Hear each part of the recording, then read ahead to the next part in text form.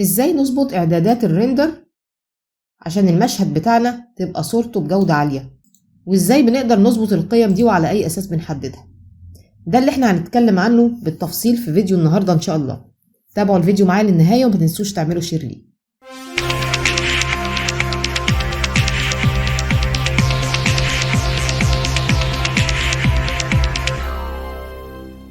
بسم الله الرحمن الرحيم.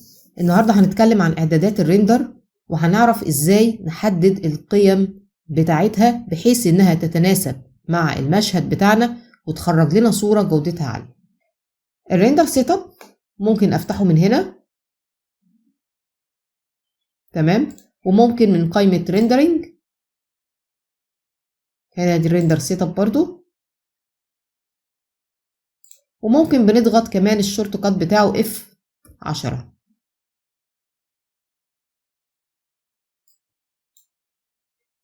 اول حاجة عندنا هنا قائمة الكومن بارامترز. من خلال التايم اوت بقدر احدد ان انا ارندر مشهد ثابت ولا مشهد متحرك. لو انا برندر مشهد ثابت بختار السنجل، وهو طبيعي في الديفولت بتاعه هيكون مظبوط على السنجل، تمام. لو انا عندي مشهد فيه انيميشن انا بختار الرينج وبحدد الفريم من 0 لكام فريم. انا شغالة ب100 فريم، 500 فريم، 1000 فريم، فبنكتب ان هو يعمل ريندر من الفريم رقم 0 للفريم رقم اللي انا منتهي عنده، سواء كان 100 او 1000 او 2000، تمام. المهم ان انا بكتب الفريمات اللي انا ظبطتها. طبعا احنا مش بنستخدم ان احنا نعمل ريندر انيميشن كتير، لان ده بيحتاج اجهزة امكانياتها عالية جدا، فاحنا اغلبنا ما بنعملش الكلام ده، احنا اغلبنا بيشتغل في مشهد ثابت، فاحنا طبيعي هنسيب ده على الديفولت بتاعه اللي هو سنجل ومش هنيجي جنبه خالص. خلاص، يبقى هي دي اول حاجة موجودة عندي في الكوماند. تاني حاجة عندي هنا حاجة اسمها اريا تو ريندر. الاريا تو ريندر هلاقي فيها كلمة view selected region crop blow up. طبعا برضو مش بنستخدم منها حاجة غير الفيو، لان دي بترندر لنا الفيو بتاعنا. لو احنا مثلا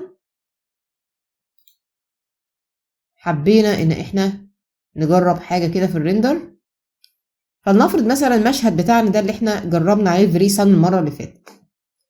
لو انا ضغطت F10 كده وشغلت اعدادات الريندر ودخلت على الكومن فيو، معناها ان انا بقول له رندر لي الفيو بتاعي اللي موجود قدامك ده، تمام. يعني بمنتهى البساطة انا لو ضغطت ريندر كده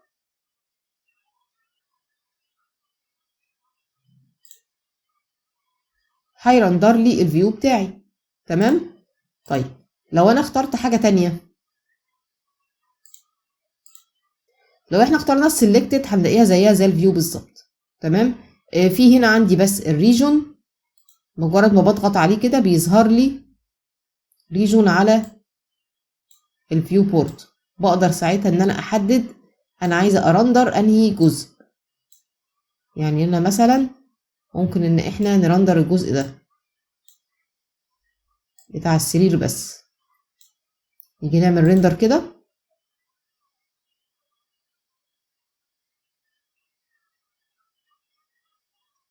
لو تلاحظوا هو بيرندر الجزء ده بس.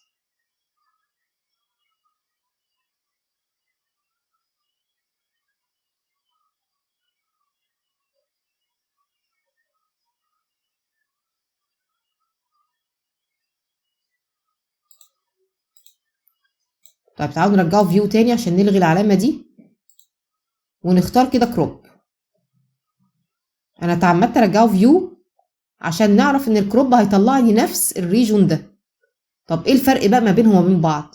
لما انا اخترت الريجون وجيت اعمل ريندر، عمل ريندر للجزء ده وظهر لي بقيت مقاس الصورة زي ما هو كان موجود معايا، تمام.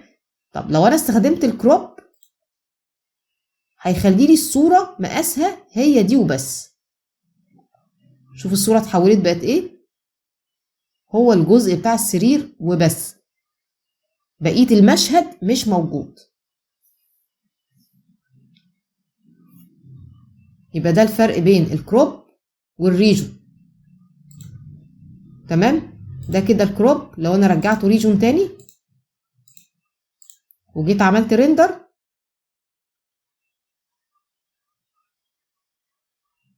هنلاقي ان بقيه المشهد الصوره اهي بالكامل موجوده معايا، لكن هو بيرندر الريجون ده بس في وسطها. برضو احنا ما بنغيرش ده خالص، وبنستخدم الفيو، لان بمنتهى البساطه واحنا بنعمل ريندر لو حبينا ناخد جزئيه مثلا معينه بنقوم دايسين هنا واخدين مثلا الجزء ده وعاملين له ريندر.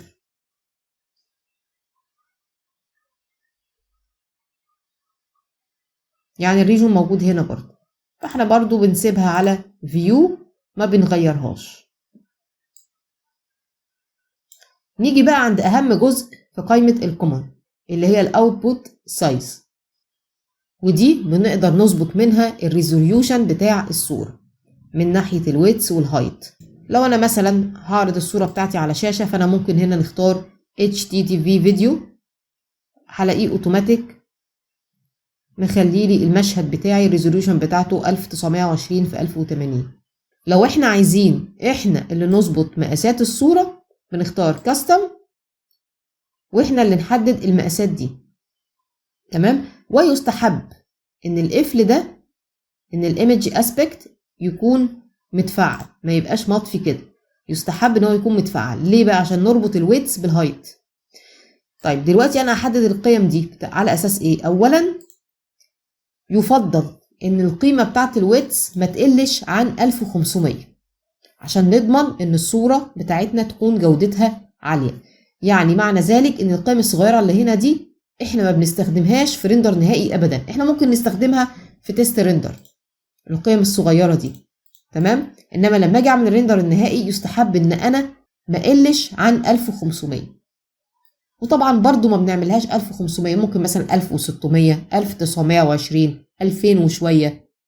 بس طبعا نخلي بالنا ان كل ما الريزوليوشن عليت كل ما وقت الريندر برضو زاد معانا، فاحنا بنحدد الارقام دي على حسب اللي احنا هنعرض من خلاله الصورة. لو احنا هنعرضها من خلال شاشة يبقى نخليها 1920 في 1080 كفاية قوي، انما لو هنعرضها على بانر مثلا كبير اذا ده بيحتاج ريزوليوشن عالي جدا بحيث انها تظهر جودتها عالية لما تطبع على بانر. احنا هنا ممكن نخلي دي كده 1600، ولاحظنا ان الهايت اتظبطت لوحدها، دي نتيجة ان انا مفعلة هنا القفل بحيث ان يكون في نسبة وتناسب بين الويدث والهايت.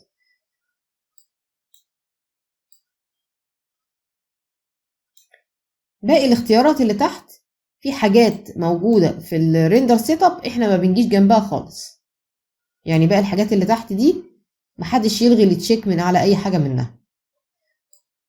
ده بالنسبة لقائمة الكوماند. اكتر جزء احنا بنغير فيه القيم هو الجزء بتاع الاوتبوت سايز.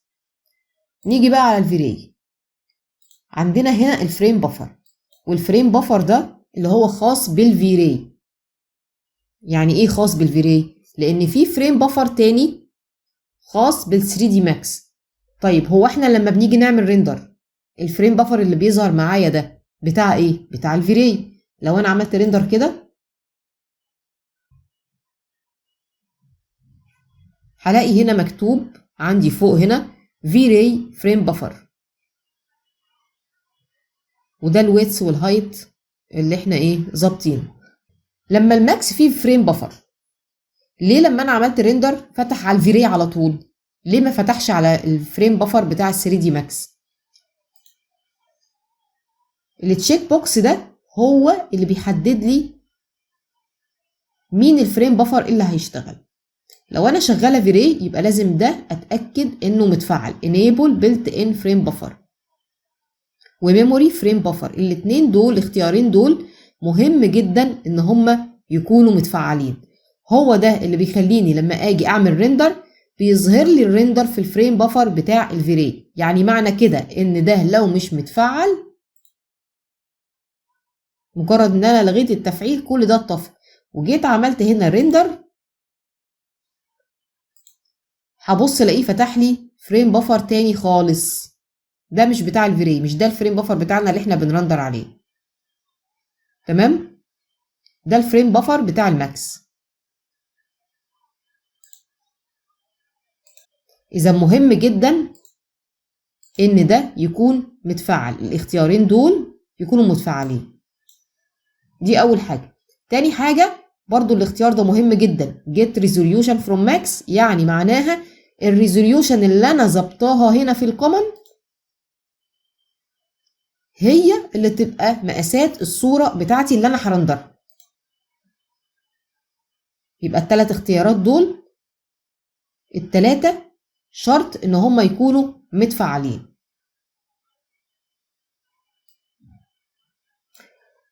عندي هنا حاجتين، حاجه اسمها V-Ray Raw Image File وحاجه اسمها Separate Render Channels.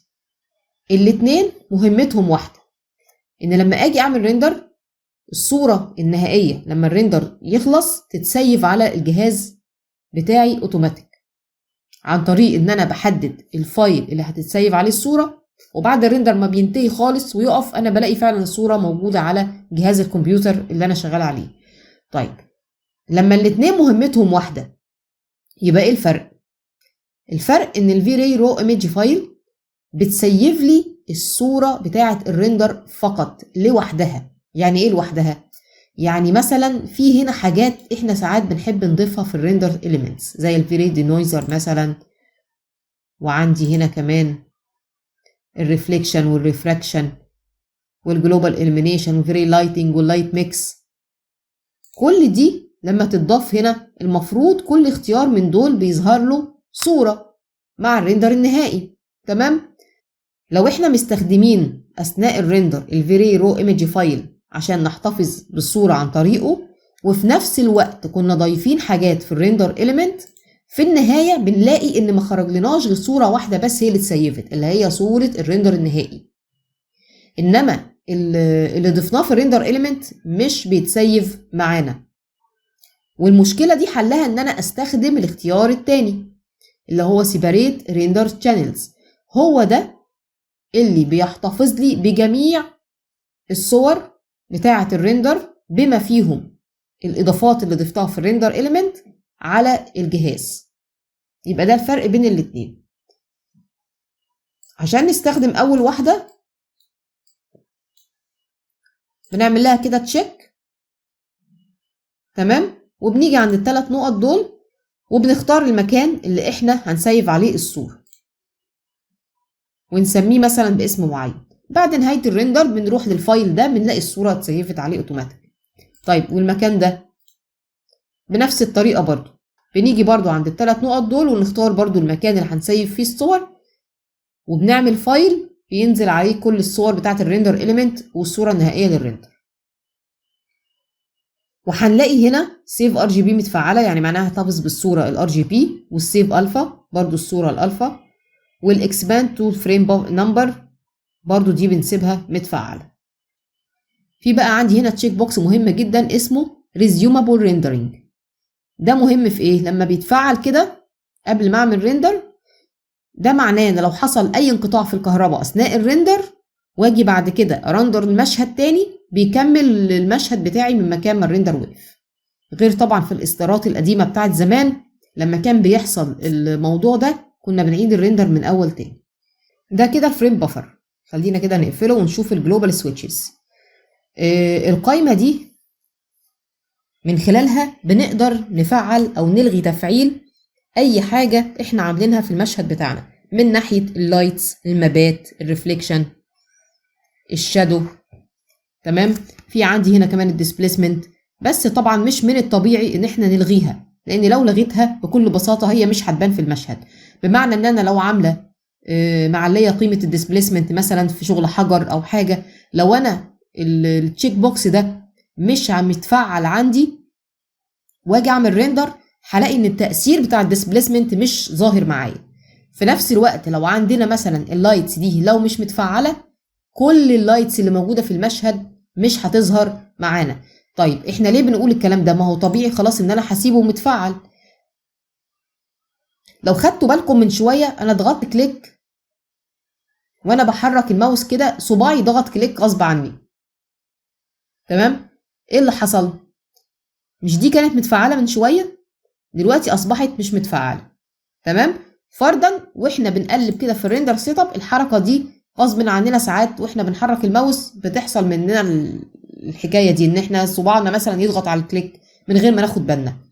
تمام. وانا مثلا ما اخدتش بالي ان انا طفيت دلوقتي الشادو، اجي اعمل ريندر الاقي ما فيش شادو في المشهد خالص. طب ايه الحكايه؟ ايه الحل؟ ما هو في لايتس اهي. إيه نتصرف ازاي لما تلاقوا حاجه زي كده تحصل معاكم؟ لايتس مش شغاله، ريفليكشن مش ظاهر، ديسبليسمنت انا عامله مثلا قيم ديسبليسمنت مش ظاهره معايا. اول حاجه هتيجي في بالكم تطمنوا عليها ان انتم تدخلوا على قائمه الفيري وتبصوا على الجلوبال سويتشز، تتاكدوا ده متفعل ولا لا. تمام. هنفعل طبعا دي تاني لان طبعا مش من الطبيعي ان المشهد ما يكونش فيه شادو. طيب تعالوا كده نجرب، تعالوا نلغي كده اللايت ونجرب نعمل ريندر نشوف هيطلع المشهد شكله ايه.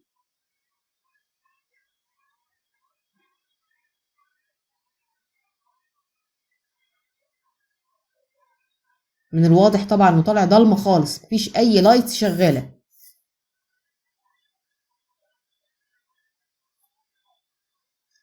الاضاءه اللي كانت هنا مش موجوده، والاضاءه بتاعت الشمس برضو مش موجوده.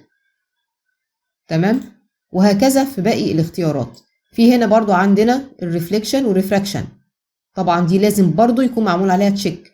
والجلوسي افكت برضو نفس الكلام. تمام. المابس لو انا مستخدمه مابس، وده طبعا لازم هنستخدم المابس، لو دي اتلغت مش هتظهر معايا. تمام كده. طيب اهم حاجه بقى، يبقى احنا الاجزاء دي كلها لازم نتاكد ان هما كلهم متفعلين. فاضل هنا الجزء بتاع الاوفر رايد ماتيريال، ده الوحيد اللي مش متفعل. امتى بنفعله؟ لما بنيجي نعمل مثلا تيست لللايتس، بنحب ان احنا دايما نخلي المشهد بتاعنا بكل ما فيه بيبقى واخد ماتيريال، الفيري ماتيريال اللي هي لونها جراي، كلها بتكون جراي. يعني مثلا انا لو فعلت ده كده دلوقتي الاوفر رايد ماتيريال، بنيجي هنا على كلمه نان، كنا عملنا الحكايه دي في الورك شوب، وبنختارها تكون فيري ماتيريال.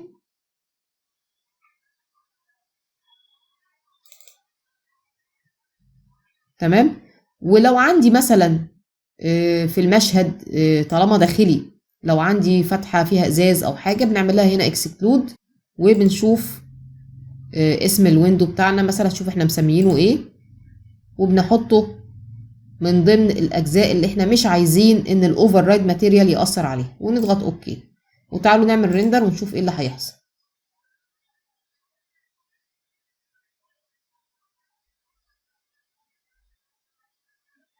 ده كده معناه ان احنا المفروض نعمل اكسكلود للستاير كمان. الكيرتن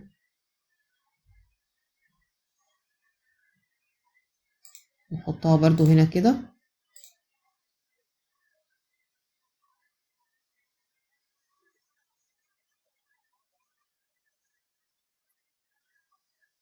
اهو زي ما احنا شايفين كده المشهد كله بالكامل رغم ان احنا حاطين ماتيريال ظهر باللون الجراي. ده بنستخدمه لما بنحب نعمل تيست على اللايتس بتاعت المشهد، لكن بشرط زي ما قلنا ان احنا نعمل اكسكلود على فتحات الشبابيك وعلى الستاير لو في ستاير موجوده، عشان نسمح للاضاءه ان هي تدخل. ده في الانتيريور. في الاكستيريور مش مشكله طبعا، ما بنعملش طبعا اكسكلود يعني.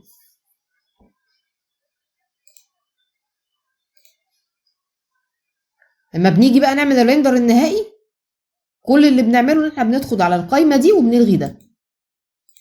خلاص كده التفعيل ده بيتلغى.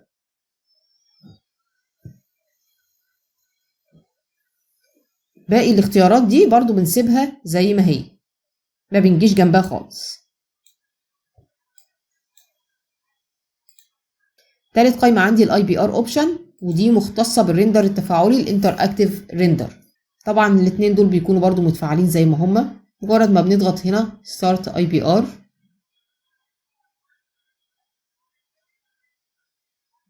طالما عمل الشكل ده يبقى معناه هو كده بيعمل انتراكتيف ريندر. تمام. وطبعا احنا عارفين ان هو بيبقى مفيد جدا لينا في حالة ما اذا كنا بنغير حاجة في المشهد وعايزين نتابع شكل التغيير بتاعها هيكون ايه. مجرد ان انا حركته كده، اي حركة في المشهد انا هعملها هنلاقي ان مع الانتراكتيف ريندر بيعيد الريندر بشكل تلقائي. نعمل ستوب كده ونطفي ده. يبقى ده جزء بسيط. تمام. هنيجي بقى على جزء مهم هنا في الريندر سيت اب اسمه Image Sampler Anti-Aliasing. يعني ايه الاليازنج الاول؟ الكاميرا اللي احنا حاطينها في المشهد بتاعنا المفروض ان هي بتخرج مجموعة من الاشعة. تمام. وظيفة الاشعة دي انها بتروح على كل بيكسل في الصورة وبتحسب لونه. يعني مثلا هنا عندنا في المشهد ده الحيطة دي كلها مثلا لونها زي لون السقف، فبالتالي مش هيكون فيها بكسلة قوي لانها نفس اللون. انما لما يكون عندي حاجتين متقابلين مع بعض بلونين مختلفين يبقى معنى كده ان هيكون في بكسل عند الحواف زي الحرف اللي انا بشاور عليه ده، هيكون فيها بكسل. المفروض ان انا اخرج الصورة دي من غير بكسلة. مش عايزين يبقى في بكسلة في الصورة، تبقى في نعومة في الصورة، يعني الحافة دي تكون ناعمة. طب بمعنى ايه بكسلة وبمعنى ايه الحرف يبقى ناعم؟ لو احنا شفنا الصورة دي كده، دي كده بتوضح هنا الصورة فيها اليزنج، تلاقي الحافة مثلا الحواف بتاعت الشكل متكسرة كده. تمام. حتى احنا المفروض ان احنا عارفين الشكل ده احنا بنقول عليه الصورة مبكسلة، صح كده؟ طيب ده بقى لما بيكون في انتي اليزنج خلاص احنا كده لغيناها، بتبقى بالشكل ده. طبعا في فرق بين ده وده. احنا طبعا عايزين ان الصورة تخرج عندنا مش مبكسلة زي دي، تخرج لنا بالطريقة دي، يبقى في نعومة في الحواف لما يكون في فرق في اللون بين اوبجكت واوبجكت تاني جنبه. برضو الصورة دي عندنا كده بتبين مثلا دي الصورة هنا عندي اللون ده احمر، يقابله مباشرة هنا لون جري غامق شوية. المفروض بقى ان الحواف دي هيكون فيها البيكسلز بألوان مختلفة، ألوان كتير. ليه بقى؟ لأن أنا عندي هنا لونين مختلفين متقابلين مع بعض. أنا عندي هنا لون أحمر المفروض إنه بيتقابل مع لون جري غامق. يبقى المفروض إن الأشعة اللي خارجة من الكاميرا اللي هتحسب درجات الألوان دي مطلوب منها إن هي تعمل تدرج لوني في الحتة دي من الأحمر للجري الغامق، تاخدها كده بالتدريج بحيث إنها تعمل نعومة للحواف بدون بكسلة. ده معنى الاليزنج.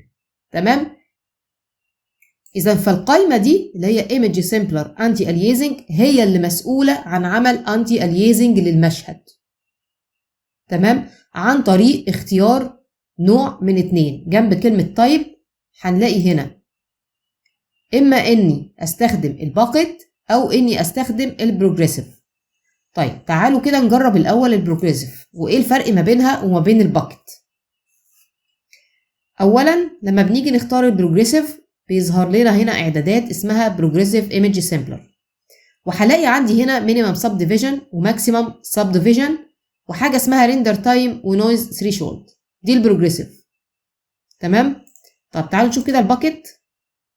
برضو بيظهر لي هنا باكت ايمج سامبلر ومينيمم سب ديفيجن وماكسيمم سب ديفيجن والنويز ثريشولد، بس ما عنديش الريندر تايم بتاع البروجريسيف.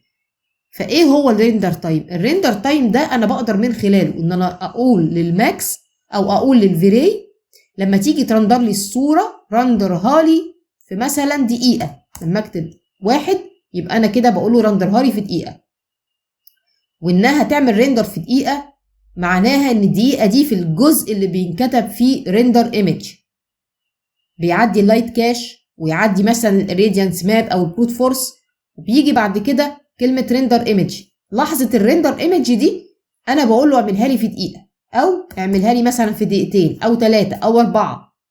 طب ايه الفرق؟ وكان الاول مكتوب مثلا 0. الزيرو ده على الديفولت، الزيرو ده معناه ان الريندر يكمل للنهاية. بدون ما نحدد له وقت. طب اللي انا بقوله ده معناه ايه؟ معناه ان البروجريسيف ده هيفيدني اكتر في التست ريندر. اشمعنى بقى؟ لاني اقدر احدد زمن الريندر بتاع الايمج يبقى قد ايه. انا ممكن مثلا اخليه دقيقه واحده واجي اقول له كده اعمل ريندر.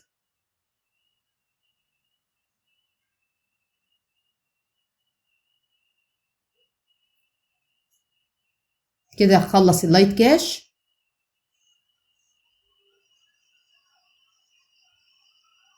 وبعدين بيبتدي دلوقتي في الاريديانس ماب.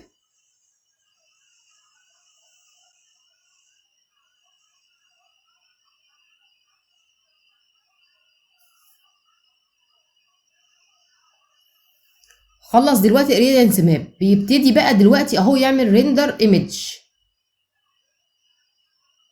زي ما احنا شايفين كده. كده هو شغال في البروجريسيف.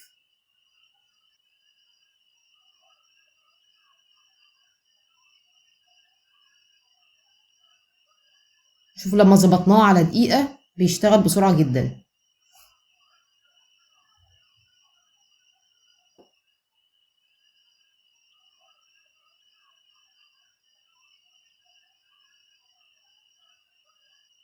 لو احنا ملاحظين ان البروجريسيف بيعمل حسابات للصورة كلها ككل مرة واحدة.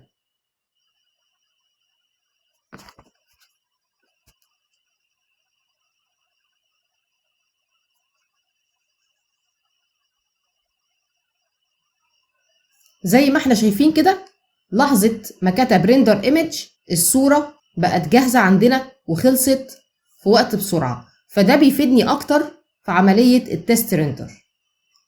طيب ليه بقى التست ريندر بالذات؟ واحنا ما ينفعش نستخدمه في ريندر النهائي؟ طبعا ينفع، بس بيحتاج مننا ان احنا نظبط اعداداته شوية. خلينا نعمل سيف كده احتياطي للصورة. المينيمم سب ديفيجن ده عبارة عن الشعاع الاولاني اللي بيخرج من الكاميرا على كل بيكسل عشان يكتشف لون الحاجة دي ايه. اما الماكسيمم سب ديفيجنز فدي مجموعة من الاشعة وبتروح برضو لكل بيكسل وتحسبه، بحيث ان كل ما زاد الرقم كل ما زاد التدرج اللوني، وبالتالي الاوبجكت ما يبانش ان هو متكسر. ولحظة ما بنكون بنستخدم ريندر نهائي بنخلي التايم على 0، يعني معناها ان هو يعمل لي ريندر لحد نهاية الرقم اللي انا هحطه هنا في السب ديفيجن، في الماكسيمم سب ديفيجن. لان الريندر اللي احنا عملناه هنا ده هنا ما كملش الرقم اللي انا ضايفاه. وطبعا بالنسبة للنويز ثريشولد بنغير القيمة بتاعتها. كل ما القيمة دي قلت عن الديفولت اللي مكتوب تبقى مثلا 0.005 او 0.001، كل ما خلت الصورة ما فيهاش نويز كتير. ده غير طبعا في الريندر إليمنت ان احنا بنضيف الفيري دينويزر. فده بالنسبة للبروجريسيف. بس بالنسبة بقى للفرق ما بينه وما بين الباكت، ان انا بقدر من خلاله احدد الريندر تايم، انما الباكت ما فيهوش ريندر تايم. ده اول اختلاف. الاختلاف التاني، لحظة ما الصورة بيتعمل لها ريندر ايمج، لو رجعنا تاني وبصينا هنلاقي ان البروجريسيف بيحسب البكسل للصورة كلها في وقت واحد. ودي من ضمن الاسباب برضو اللي بتخلينا نستخدمه في التست ريندر، لان الصورة بتكون واضحة عندنا ككل. طيب امال الباكت بيحسبها ازاي؟ تعالوا بقى نشوف كده الباكت بيعمل ايه.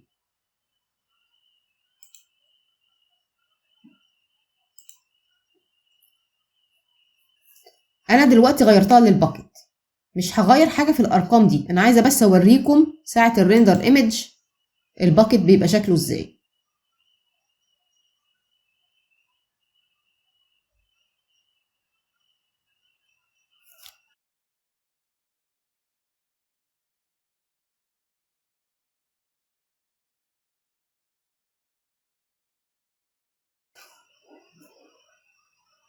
خلاص هو دلوقتي بيخلص البروسيسز بتاع الريديانس ماب وبدا الريندر ايمج. اللي ملاحظينه دلوقتي ان في الريندرنج ايمج بالمقارنه في الريندرنج ايمج في حاله البروجريسيف، ان في الباكت بيقسم الصورة لمربعات. المربعات دي بيحسب في كل مربع لوحده البكسل بتاعته، غير البروجريسيف. البروجريسيف بيحسب البكسلز للصورة كلها في مرة واحدة. ده الفرق بين البروجريسيف والباكت. اذا الباكت بيحسب بشكل ادق وشكل احسن، علشان كده انا ساعة الريندر النهائي بنستخدم دايما الباكت. بيقدر بقى الباكت يعالج البكسلز اللي موجودة في الحروف او في الحواف بتاعة الاماكن اللي فيها فرق بين الالوان، زي ما قلنا كده الحيطة دي والحيطة دي. تعالوا بقى نطفي كده ونشوف الاعدادات بتاعته دي اللي هي ايه. انا قلت عندي هنا المينيمم سب ديفيجن والماكسيمم سب ديفيجن والنويز ثريشولد. المينيمم سب ديفيجن بداية بتاعته 1، ده الشعاع الاول. هل اقدر ان انا ازوده؟ اقدر ان انا اخرج شعاعين و3، مش مشكلة، بس احنا في الغالب بنسيبه على الديفولت، واللي بنغير فيه اكتر هو الماكسيمم سب ديفيجن. طيب اعرف منين الرقم ده؟ احدده على اساس ايه؟ ممكن يبقى 12، ممكن يبقى 20، 24، 35. طيب ازاي احدد الرقم ده وبناء على ايه بحدده؟ في بقى حاجة جميلة قوي هنا كده بنعملها في الريندر إليمنت، بنضيفها. ممكن بس نمسح الفريد دينويزر دلوقتي، مش عايزينه، عشان اقدر احدد الرقم ده. الرقم ده المفروض ان انا بحطه علشان ما خليش فيه بيكسلز في الصورة، ما خليش فيه بيكسلز في اي حواف في تو اوبجكت في فرق بين اللونين بتاعتهم. تمام؟ فبنضيف حاجة مؤقتة من الريندر إليمنت اسمها V-Ray Sample Rate.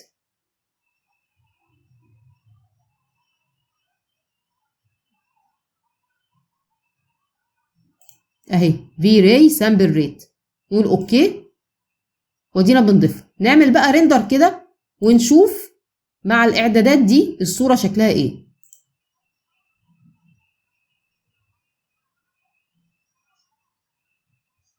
كده الريندر خلص اهو. هنيجي بقى هنا عند السهم الصغير ده. المفروض ان الصورة اللي معروضة قدامي هي ال RGB color. انا عايزة الصورة اللي هي V-Ray Sample Rate. نضغط عليها كده هتظهر لنا بالشكل ده. ايه بقى السامبل ريت ده وايه الالوان اللي ظاهرة قدامي؟ انا عندي هنا في الصورة 3 الوان، يا ازرق يا اخضر يا احمر. معناهم ايه الالوان دي؟ الالوان دي هي اللي بتبين لي العيوب اللي في الصورة، وهي اللي بقدر من خلالها ان انا اعرف هل انا محتاجة ازود قيمة الماكسيمم سب ديفيجن بتاعة الباكت ولا لا. وممكن برضو نستخدم الفيري سامبل ريت واحنا شغالين بالبروجريسيف عادي، لكن زي ما قلنا يفضل في الريندر النهائي ان احنا نستخدم الباكت، لانه بيقسم الصورة لمربعات وكل مربع بيتحسب له البيكسلز بتاعته لوحده، غير البروجريسيف اللي قلنا ان هو بيحسب البيكسلز بتاعت الصورة كلها ككل. طيب بالنسبة للألوان دي، اللون الأزرق أفهم منه إن الصورة كده بيرفكت، إن الصورة كده كويسة. ولو ملاحظين إن اللون الأزرق تواجد في الأماكن اللي هي أصلا بلون واحد، يعني ده قريب من اللون ده من اللون ده، تمام؟ فبالتالي طلع ده كله أزرق. طب اللون الأخضر، اللون الأخضر ده معناه إن الجودة هنا متوسطة شوية. لو تلاحظوا ان هو موجود في الجزء اللي فيه اضاءة، لان الاضاءة من نفسها عملت فرق في الالوان بين اللي عليه شادو وبين اللي عليه اضاءة. تمام؟ طب ايه بقى الاحمر ده؟ الاحمر ده المفروض ان هو موجود في الجزء ده. ليه؟ لان هنا في فرق في اللون كبير بين اللون ده واللون ده، فبالتالي اصبح الحتة دي هيكون فيها كده بكسلة. يعني زي ما احنا شايفين لو عملنا زوم كده في فرق. ادي تدرجات الالوان اهي اللي محسوبة في البكسل، شوفوا عاملة ازاي. المفروض بقى ان احنا نعالج الحكاية دي. طيب تعالوا بقى عشان توفيرا للوقت نعمل ريجون عند اكتر منطقة فيها احمر، اللي هي المنطقة دي. تمام؟ نعمل سيب بس للصورة الاول، وتعالوا كده نصغر الشاشة دي ونيجي هنا نعلي قيمة الماكسيمم سب ديفيجن، نخليها مثلا للضعف 24. تمام، ونعمل ريندر وتعالوا نشوف هنا هيحصل ايه.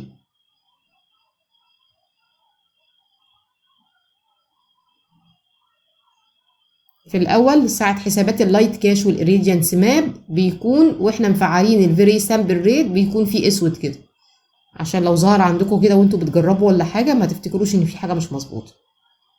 هي المفروض بتظهر مع الريندر ايمج في الاخر. طبعا الريندر بيغيب في الاجزاء دي، لان زي ما قلنا في الباكت بيحسب البيكسلز اللي موجودة في كل مربع لوحده.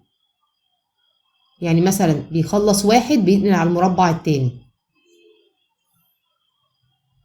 زي ما احنا شايفين كده لما علينا الماكسيمم سب ديفيجن بعد الريندر ما خلص، الحتة دي كلها كان لونها احمر، بدأ اللون الاحمر يقل وبدأ يبقى فيه لون اخضر. اللون الاخضر ما يعتبرش حاجة مش كويسة، لا اللون الاخضر برضو بتعتبر جودته كويسة زي الازرق، ولكن بدرجة اقل منه بحاجة بسيطة.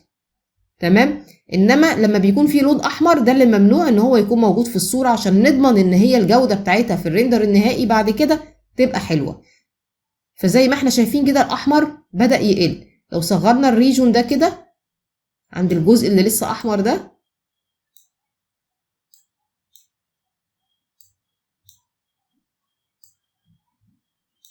وعلينا تاني السب ديفيجن خليناه مثلا 35، وجينا عملنا ريندر تاني،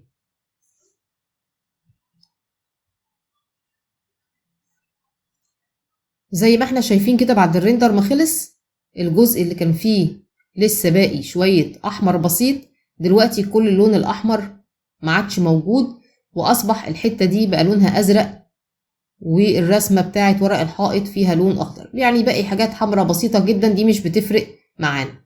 تمام، اذا احنا عن طريق الفيري سامبل ريت قدرنا ان احنا نحدد الاماكن اللي ممكن تكون جودتها منخفضة في الصورة ويكون فيها عيوب تؤدي لظهور بيكسل بعد كده في الصورة النهائية، وقدرنا من خلال كده ان احنا نظبط القيمة بتاعت الماكسيمم سب ديفيجن ونعرف ان احنا نظبطها بقيمة كام. هنا بقى النويز ثريشولد دي برضو زي ما قلنا كده في البروجريسيف، لو بنعمل تيست ريندر ممكن نخليها 0.01 عادي او 0.008، انما في الريندر النهائي المفروض ان احنا كل ما قللنا الرقم كل ما زادت جودة الصورة وما بقاش فيها نويز. فمن الممكن في الريندر النهائي ان احنا نخليها رقم من اتنين، يا اما 0.005 يا اما 0.001، لكن نخلي بالنا ان كل القيمة ما قلت بزيادة كل ما وقت الريندر زاد.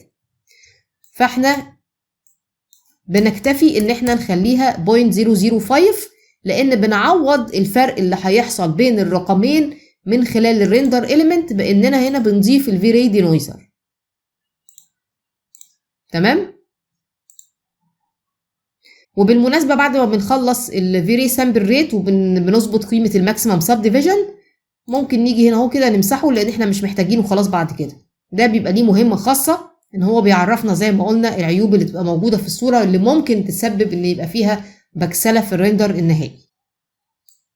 هيتبقى عندنا هنا بس في القائمة بتاعة الباكت ايمج سامبلر اللي هو الباكت ويدث والباكت هايت، وده المقاسات المربع اللي بيظهر اثناء العمل ريندر ايمج. مش حاجة يعني انا بقدر احدد المربع بتاعي مقاسه كام في كام، اللي هو بيبتدي من خلاله ان هو يحسب البيكسلز في كل مربع، فمش هتفرق معانا يعني، ده خليه ديفولت 48 عادي. يبقى احنا كده خلصنا القائمة بتاعة الايمج سامبلر انتي اليزنج، وعرفنا ازاي نقدر نظبط التايب على باكت ولا البروجريسيف. تمام، وده من خلال عمل اختبار عن طريق الفيري سامبل ريت. قلنا ان هي بتعرفنا نظبط القيم بتاعتنا قد ايه عشان الصورة تظهر بجودة عالية بدون اي بيكسلز. اختصارا بقى للقائمة اللي احنا شرحناها دلوقتي دي، قدرنا نفهم دلوقتي ان بناء على المشهد بتاعي على حسب رؤيتي ليه، لو انا مستخدمة الوان كتير اذا الماكسيمم سب ديفيجن هحتاج ان انا اعليه، اعليه لحد كام؟ عرفنا ان احنا بنعرف عن طريق الفيري سامبل ريت، لحد اللون الاحمر ما يقل خالص او يختفي تماما.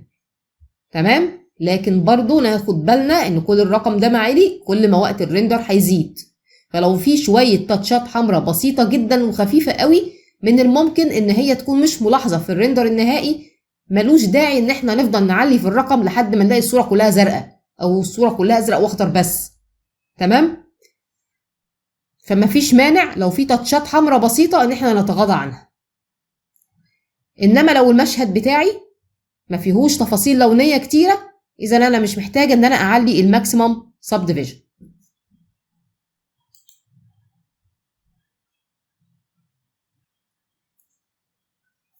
هنكتفي بالقدر ده في الفيديو ده عشان ما نطولش عليكم، وان شاء الله لينا جزء تاني في الفيديو اللي جاي هنكمل فيه بقية قائمة فيري، وهنعرف قائمة الجلوبال إليمينيشن والريندر إليمنت.